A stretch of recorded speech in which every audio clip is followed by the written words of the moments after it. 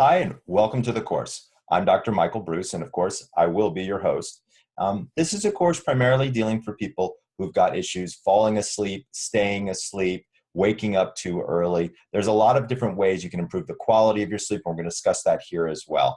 So I'm excited to have you here, and I'm going to change the format a little bit. We're going to have slides, but you'll also be able to see a little picture of me up in the right-hand corner, so that way I'll be walking you through the lecture while we're going through all the information. So we're at the time now where I want to review the symptom checklist. So you should have downloaded the symptom checklist as one of the very first items that you received when you started the course. So let's go through it now. So first of all, let's look at the items for sleep apnea. There are several out there, and I want to make sure that you know what they are and see if maybe this could also be something that you could be suffering from. So first of all, have you ever been told that you snore or that you snore so loudly you wake yourself up? These not always are symptoms of sleep apnea, but in many instances, they can certainly be a sign. About 50% of people snore, but of that 50%, about 10% actually have sleep apnea. But of the people that have sleep apnea, almost 90% snore. So it's kind of a two-way street, but the traffic isn't going in equal directions. Have you ever woken up gasping or choking for breath? This is one of the things I ask a lot of my patients, and it's really important to kind of think about. If it's ever happened to you before, you're going to want to endorse the answer yes or check the box. The next one is, has somebody ever told you that they thought you might have stopped breathing in your sleep? You know, we don't know what's going on in our sleep. We're really relying on a bed partner or a roommate or somebody like that who might hear us stop breathing or hear snoring stop for brief periods of time. If that's the case for you, this is definitely something that you want to consider talking with your doctor about. If you have high blood pressure, it turns out that people who have high blood pressure have a very large likelihood of having sleep apnea. And if undiagnosed, it can make that blood pressure significantly worse, to the point where you might not be able to control your blood pressure with blood pressure medication, which is not so great. If you have a neck size of greater than 18 inches. So most men out there know what their neck size is because we have to know for our collars, for our collared shirts. But a lot of women may not. So one of the things you should consider doing is just take a simple tape measure and wrap it around your neck gently, and then take a look at the circumference or the area around your neck. If it's over 18 inches, check the box. Have you been told that you're irritable and grumpy, especially in the morning time? While people may be irritable and grumpy for many different reasons, if this seems like you or you've been told this recently, go ahead and check that box. Have you ever fallen asleep while driving? So this is a pretty serious situation, and one where if you have fallen asleep while driving, you absolutely need to check the box, and it's something to discuss with your physician. If occasionally, have you ever had an irregular heartbeat at night? So maybe your heart starts pounding really, really kind of heavy. That actually can also be a sign of sleep apnea, because it's a time where you've actually stopped breathing and then your heart has to kind of kick in and your heart starts pounding in your chest. Occasionally, do you get morning headaches? These are headaches that occur right when you wake up, and they usually dissipate within an hour or two of awakening. Then have you lost your sex drive? That's also a classic sleep apnea symptom. If you are overweight, and there's a lot of different ways that you can determine whether or not you think you're overweight. One of the ways we use in our office is something called a body mass index. You can buy a body mass index calculator. There are free apps that you can download, so you may want to check that. If you're over a body mass index of 25, you're considered to be overweight. And then, do you wake up with a dry mouth? This usually happens because people are breathing with their mouth open at night, and then all the anatomy falls to the back of the throat, and that can be a problem as well. And finally, do you feel exhausted during the day? This is simply because you're not getting into the good deep sleep, which is one of the things that we're interested in seeing people get to. Now, before we go on to the next sleep disorder, let me also describe what is sleep apnea. So sleep apnea is a situation where your throat actually gets more and more narrow, and then boom, it closes, stopping you from breathing. Generally speaking, we like our patients to breathe. And even if this happens just once or twice a night, that might not be that big of a deal. But there are people out there, and believe me, I see a lot of them in clinic, where they stop breathing in their sleeps multiple times a night. And this can actually be a serious and very significant healthcare issue, and something you need to speak with your doctor about. And finally, do you struggle to remain alert? Many people who are not getting great quality or quantity sleep are going to struggle to remain alert, but they may not have sleep apnea. Could you have one of these other two disorders, like narcolepsy or periodic limb movements and restless leg syndrome? Narcolepsy is a brain disorder, which makes people feel extremely sleepy during the daytime. But here are some of the symptoms that we look for quite frequently. First of all, do you have, during times of strong emotion, sorry, let's cut that. So let's talk about narcolepsy for a second and the symptoms of it. When you have strong emotions like anger or surprise, where your muscles could become affected by that. And what do I mean? If somebody tells you a really funny joke or you get a really good belly laugh, do you feel a weakness in your hands or face or something like that? If that's the case, or you have to hold on to a desk to stand up, that could be a sign or symptom of narcolepsy called cataplexy. Many times you feel like a zombie. You're just kind of walking around in a daze, like you're almost asleep, but you're almost awake. You really don't kind of know where you are. Or you might not be that disoriented, but you just feel like, oh, I'm just plodding through life. You've actually fallen asleep in social situations like in movies or parties or at a meeting, at work, things like that. Then do you feel like you begin your dreams literally right after you fall asleep? That's actually a very common one where people tell me that, gosh, Dr. Bruce, I go to sleep and I wake up more exhausted because I'm dreaming so vividly at night and they're happening the second I close my eyes. Then when you nap, do you feel a lot better? I'm not talking about these long hour-and-a-half naps, but more like a 25-minute nap. Do you wake up and feel refreshed and ready to go? Or is you really not feeling well, or do you not even bother taking naps? And then the last one is, do you feel like you have sleep attacks where there's this overwhelming feeling of sleepiness that kind of hits you like a ton of bricks and you're doing everything you can just to make it through the day? That can be also a sign of narcolepsy as well. Oh, and the last one is occasionally waking up feeling like you're paralyzed for a few seconds. So you ever wake up in the morning and it feels like your mind woke up, but your body didn't? You can't move a muscle for like 4 or 5 seconds. That's a situation called sleep paralysis, which is a sign of narcolepsy, but also is a sign of significant sleep deprivation. If you've checked off more than 3 of these, this might be a situation where you do want to contact a sleep specialist. Restless legs and periodic limb movements is another type of situation. Have people ever told you that parts of your body jerk when you're sleeping or you kick at night? Some people call this the crazy legs, where their legs are moving around, or it could be something as small as a little twitch that's going on all night long. Also, do you get a creepy, crawly sensation across your legs or arms to the point where you have to get up and move around, and it's making it extremely difficult for you to fall asleep? Also, some people can occasionally get leg cramps or even pain in the evenings, specifically in their lower extremities. Sometimes people cannot keep their legs still at night. This is a really interesting situation where they're kind of constantly moving their foot. Those people who are constantly bobbing their foot. Well, some people will do it actually in bed as well. And that could also be a sign of restless leg syndrome. And finally, even though you're asleep, even though you sleep, you still feel exhausted during the day. Again, that's one of those symptoms that's going to be prevalent probably throughout all of the different situations that we're talking about here. So if you've actually marked 3 or more symptoms inside each one or either one of the different categories, apnea, narcolepsy, and periodic limb movements and restless leg syndrome, then you really should consider going to www.sleepcenters.org and put in your zip code there, and you'll actually be able to find an accredited sleep center and a local board-certified sleep specialist. These are situations that can actually be addressed fairly straightforward, very easily, and you'll be able to, see if could you have insomnia or poor sleep quality and another type of sleep disorder. Because if you've got both going on, this program is not going to work nearly as well as if you're able to identify, diagnose, and treat one of those 3 sleep disorders, apnea, narcolepsy, periodic limb movements, and restless leg syndrome, and then continue on with the course. Turns out that there are 2 distinct processes in the brain that help us know and understand what's actually going on with sleep. One is called your sleep drive, and the other is called your sleep rhythm. So the sleep drive is kind of like hunger, right? I'm hungry, I eat something, and that hunger begins to dissipate. We now know that sleep drive is actually a buildup of a neurochemical called adenosine. This is a cellular byproduct. So anytime your cell eats some glucose, something comes out of it, and that part of what comes out of it is adenosine.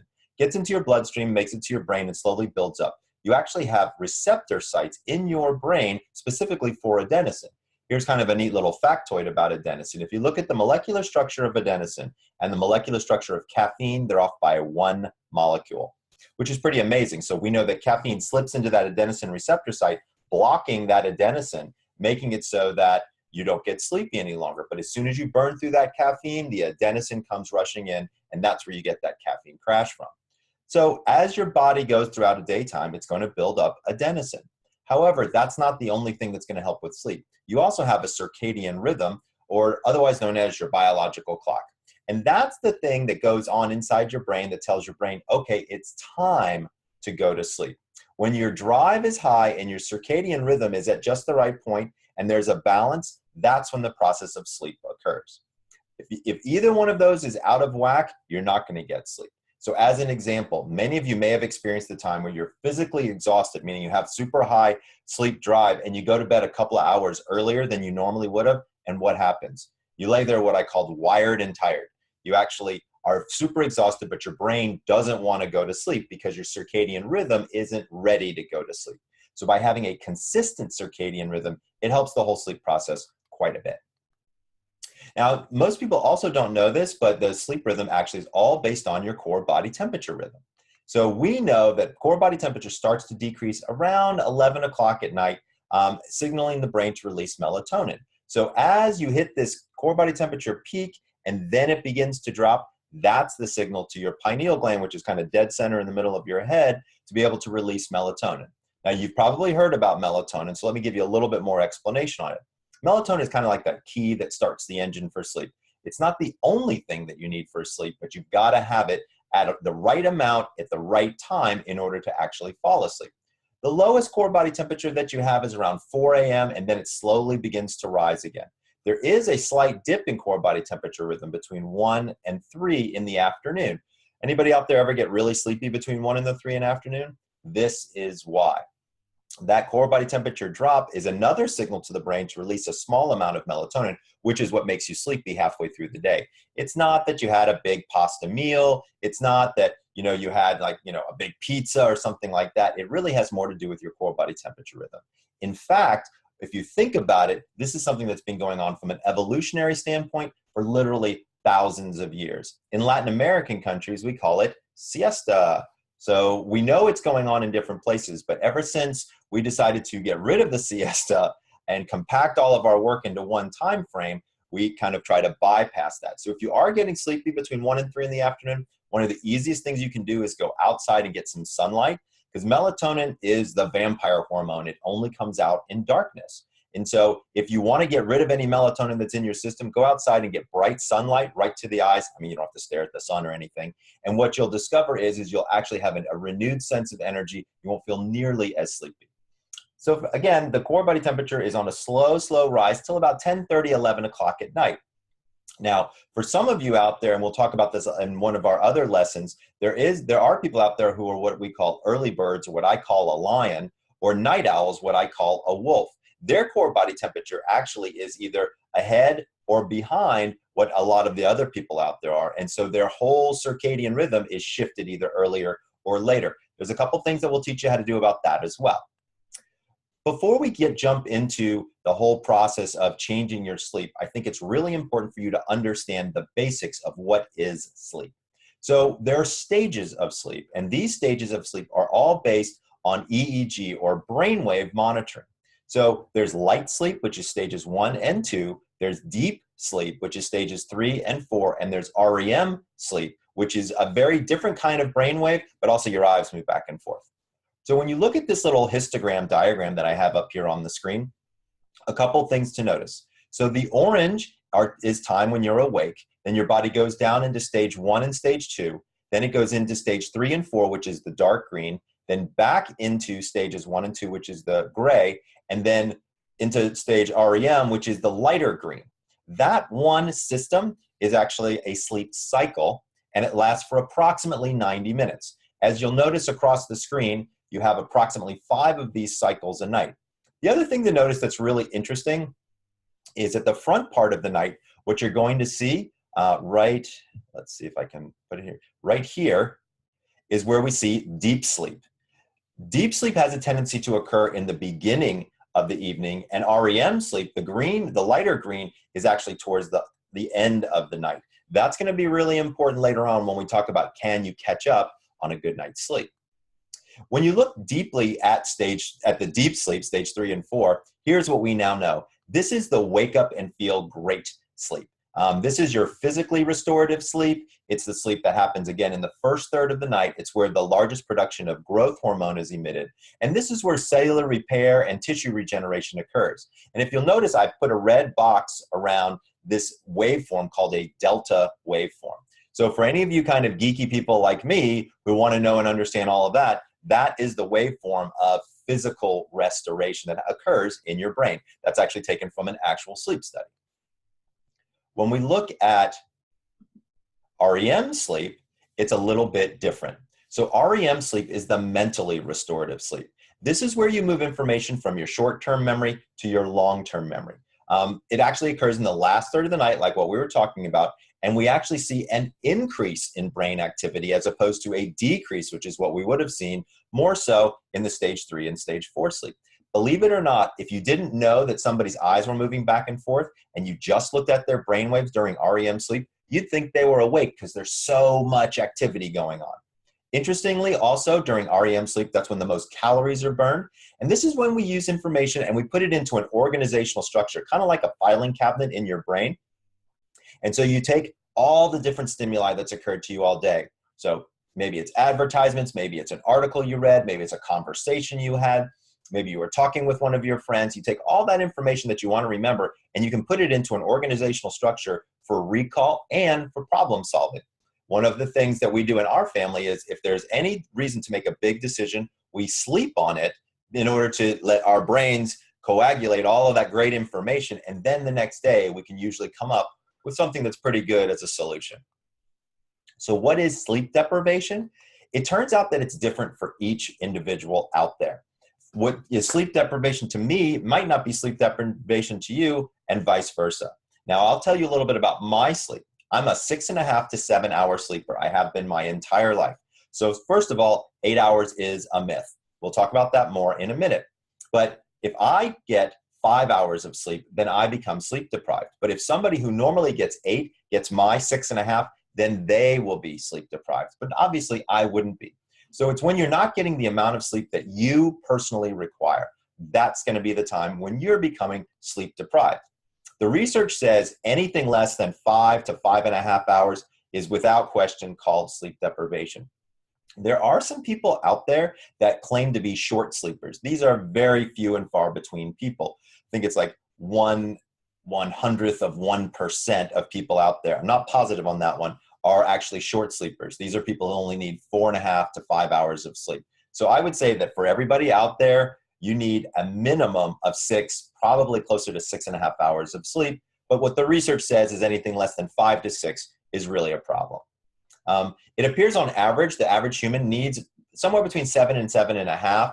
But again, I'm a 6.5 hour sleeper. You could be too. So let's not get bogged down on the numbers, but just understand that your level of sleep deprivation is individual to you, and you don't need to subscribe to somebody else's idea of how much sleep they need, because yours could be pretty different. So how do you know what your numbers are?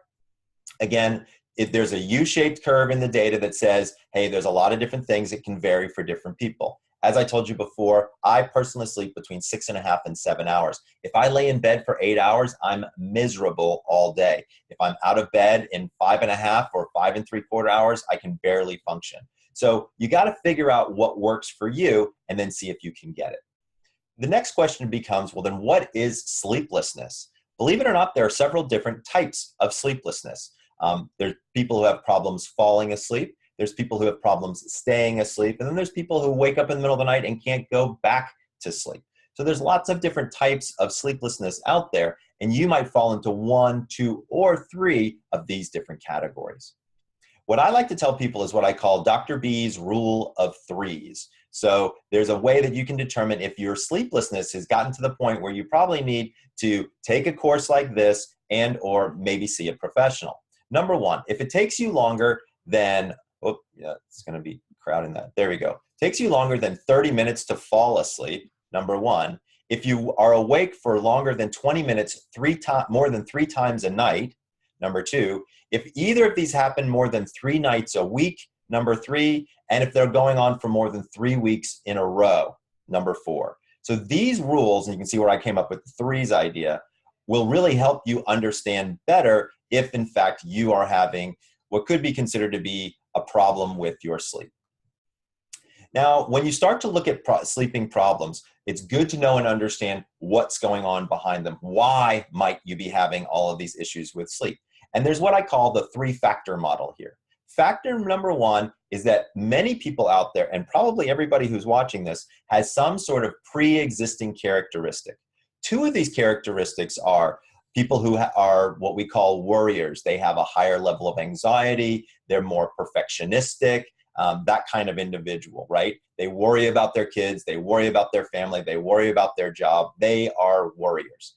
The second one are my type A personalities. These are go-getter types of people, but man, they've got a lot of stuff on their plate. And it can be difficult for them at times to be able to factor in and do everything that they want to do. So what happens? They end up staying up late, or they can't turn off their brain at night while they're asleep, or they wake up early in the morning to work. So these are people who we know have this pre-existing characteristic, and it's definitely something to think about. They have a certain level of anxiety that's always going on.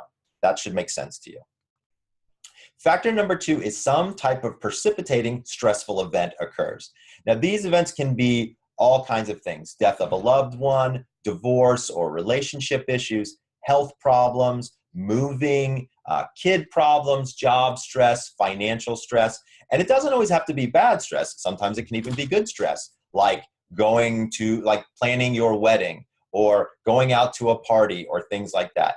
Anything out there can have a very high level of stress for you, and it raises that level of anxiety from that baseline level that we know you already have to this new level of anxiety, which is increased. And when it reaches a particular threshold, it makes it so that it's difficult to either fall asleep or stay asleep. And that can be a significant problem. Then we have the perpetuating factors. So once we've already got our level of anxiety, it's been jacked up because of some particular event, what happens next are the poor coping skills. So what are some of these? Irregular sleep patterns, like not going to bed at the same time, not waking up at the same time. The use of alcohol to help us sleep, or either over-the-counter medications or herbs or supplements or things like that. And by the way, there are definitely times where medications, herbs, and supplements can actually be appropriate. We're going to have an entire session all about what are those and when might they be things that you should consider. So not all of them are bad, but alcohol and those combined is never a good idea. And alcohol is really a bad idea for sleep anyway, even though while alcohol might make you feel sleepy, it actually keeps you out of the deeper stages of sleep. So not a great idea for helping you with sleep. And then the final one is not dealing with some of your issues. For example, not helping yourself with your levels of anxiety, not reducing your stress, maybe not exercising during the day, maybe eating poorly, or whoever the individual is that you're having this anxiety about or with, you're not talking to them and things aren't going your way. So what ends up happening is that anxiety level, even though the event had raised the anxiety initially, now that anxiety stays there and you're not able to sleep. So what is sleeplessness? It's actually the result of a maladaptive coping skill. You figured out a way to deal with it, maybe not the best way, and now you're kind of in a little bit of trouble because you're not getting the exact sleep that you need.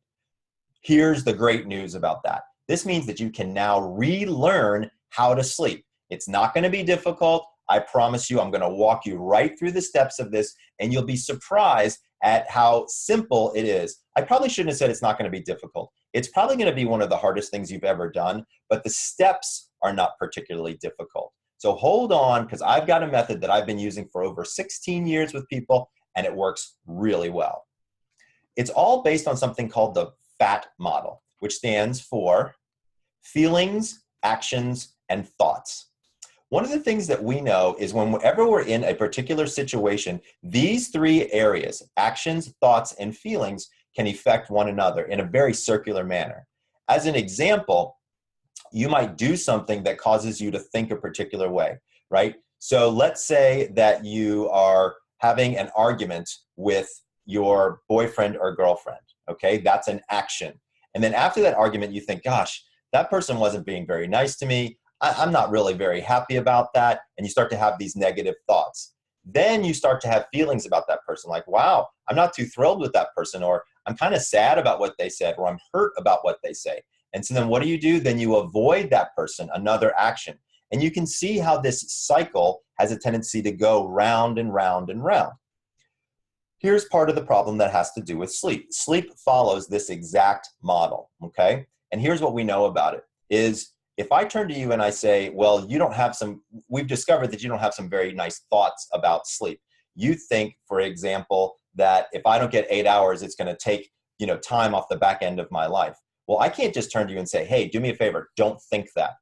It's probably not gonna work too well, right? So trying to get into this cycle through the thoughts part is probably not going to be an easy factor.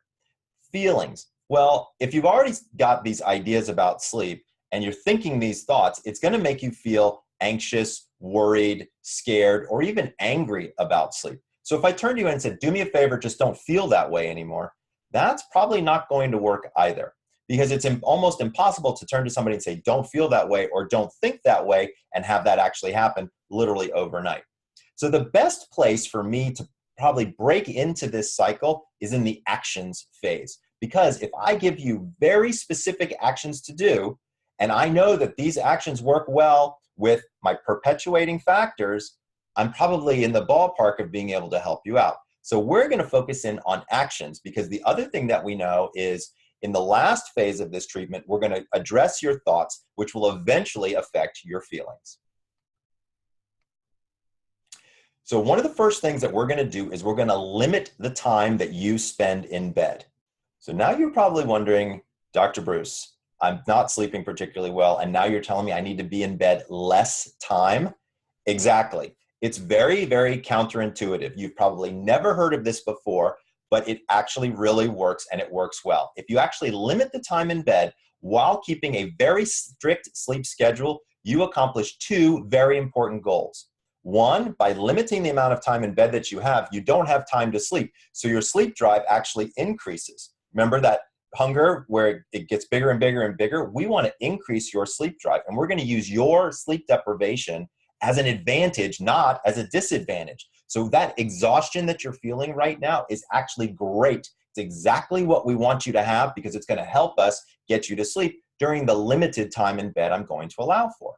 The second thing is because I'm only going to allow you to be in bed for a very particular time, guess what? Your circadian rhythm, or that biological clock that we talked about before, will lock in about 10 days, and it will know what time you're going to bed and what time you're waking up. So we're actually going to strengthen both of the two main processes for sleep simply by limiting the amount of time in bed.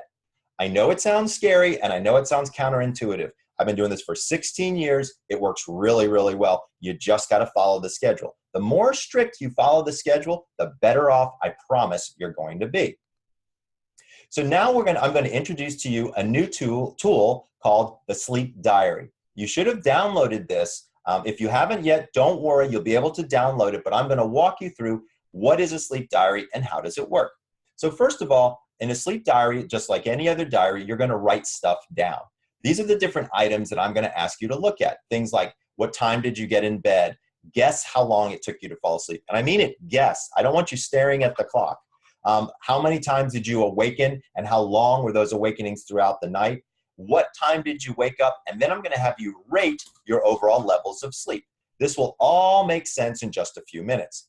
Go ahead and download your sleep diary right now if you haven't already.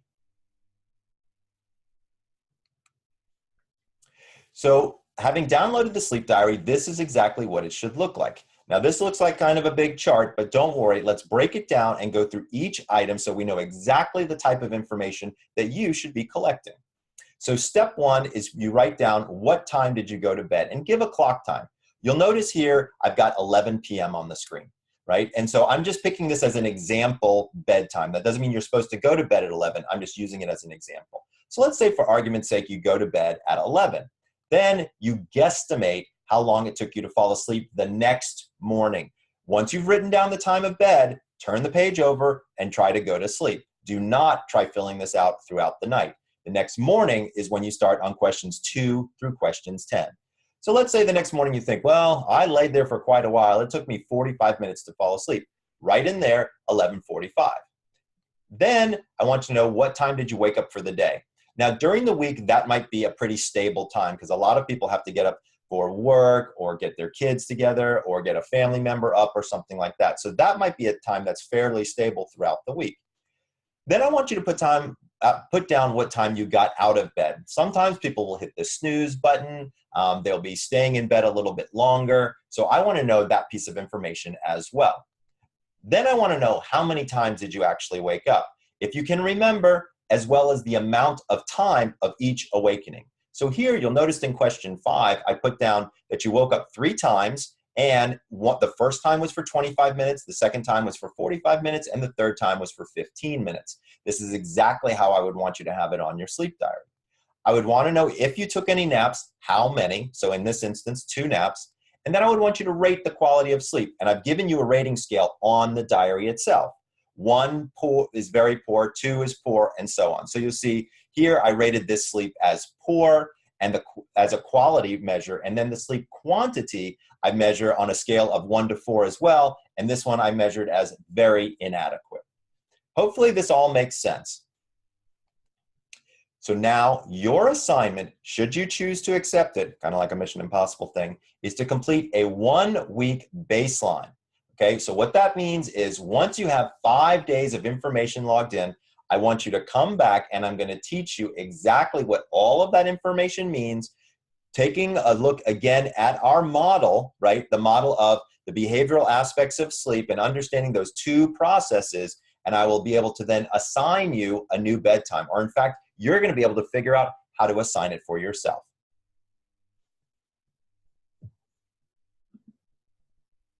Remember, your baseline data is critical. We must have a benchmark to compare.